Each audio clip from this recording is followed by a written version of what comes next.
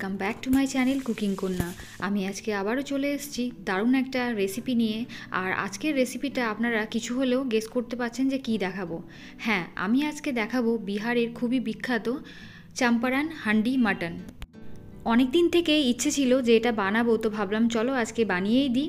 তো প্রথমে দেখুন, এখানে আমি একটা প্লেটের মধ্যে নিয়ে নিলাম 250 থেকে 300 গ্রাম মতো কুচনো পেঁয়াজ, তারপরে দিয়েছি একটা মিডিয়াম সাইজের টমেটো যেটার বীজগুলো ফেলে দিয়েছি, 4টে চেরা কাঁচা লঙ্কা, বড় চামচের 1.5 চামচ নুন, হাফ চামচ হলুদ গুঁড়ো, 2 চামচ মতো ধনে এবং জিরে গুঁড়ো যেটা একসাথে আমাদের গুঁড়ো করা থাকে, বড় চামচের হাফের থেকে একটু কম কাশ্মীরি লঙ্কার গুঁড়ো আর হাফের থেকে একটু কম গোলমরিচ গুঁড়ো। এরপর দিয়ে দিলাম 2টো এলাচ, 2টো ছোটো দারচিনি, 3টে লবঙ্গ। এরপর এর মধ্যে দিয়ে দিলাম একটা তেজপাতা, 2টো শুকনো লঙ্কা, আর দিয়ে দিলাম বড় 2 চামচের আদা রসুনের পেস্ট যেটা একসাথে আমাদের বাড়িতে করা থাকে। এরপর এখানে অনেকটা পরিমাণে সর্ষের তেল দিয়ে দিতে হবে, প্রায় হাফ কাপ মতো। আপনারা চাইলে তেলটা কম বেশি করতেই পারেন, আমি এখানে সর্ষের তেলের ব্যবহার করেছি, আপনারা চাইলে সাদা তেলও ব্যবহার করতে পারেন। এরপর আমি দিয়ে দিলাম 600 গ্রাম মতো এখানে খাসির মাংস, চর্বি সহ আছে এখানে। এরপর এটাকে হাত দিয়ে খুব ভালোভাবে মেখে নিতে হবে। সমস্ত উপকরণ হাত দিয়ে যত ভালো করে মাখবেন তত কিন্তু এটা খেতে ভালো হবে। তো এই যে দেখুন, আমার এখন মাখা হয়ে গেছে, এটা সাইডে রেখে দেব।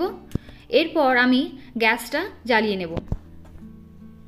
এরপর মাটির হাঁড়িটা বসিয়ে দিলাম, এটাতে আমি আগেও রান্না করেছি, তার জন্য কিন্তু ভিতরটা কালো হয়ে আছে। এই হাঁড়িটা আমি কিনেছিলাম বিরিয়ানি বানানোর জন্য, তো ভাবলাম এই হাঁড়ির মধ্যে আমি আজকে মাটন হান্ডি বানিয়ে দেখাই। এখন দেখুন তেলটা আমি একটু ছড়িয়ে দিচ্ছি। এরপর এই তেলের মধ্যে আমি দিয়ে দেবো ছোটো চামচের হাফ চামচ মতো গোটা জিরে। আর হ্যাঁ, হাঁড়িতে আমি 4 চামচ মতো তেল দিয়েছিলাম, যেটা বলতে ভুলে গেছি।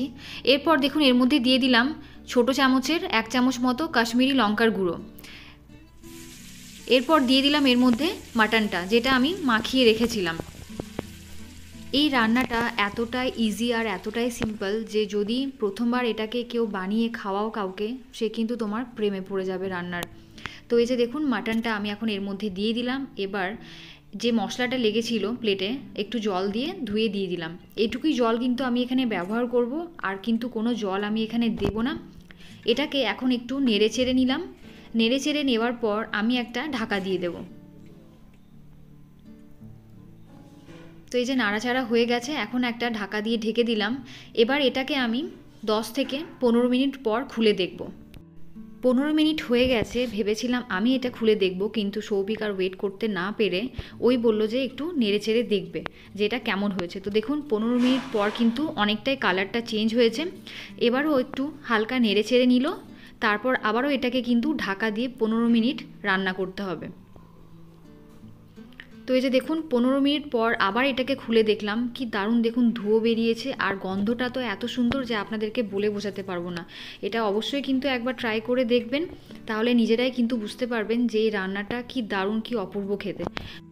ফাইনালি আমি আধ ঘন্টা পর আবার আপনাদেরকে খুলে দেখাচ্ছি যে মাটনের কালারটা দেখুন কি দারুণ এসছে, আর রান্না কিন্তু পুরোপুরি কমপ্লিট। টোটাল 1 ঘন্টা লেগেছে এটা রান্না করতে। প্রথম 15 মিনিট আমি হাই ফ্লেমে রান্না করেছি, আর লাস্টের আধ ঘন্টা লো ফ্লেমে রেখে এটাকে রান্না করেছি। তো রান্না আমার পুরোপুরি কমপ্লিট।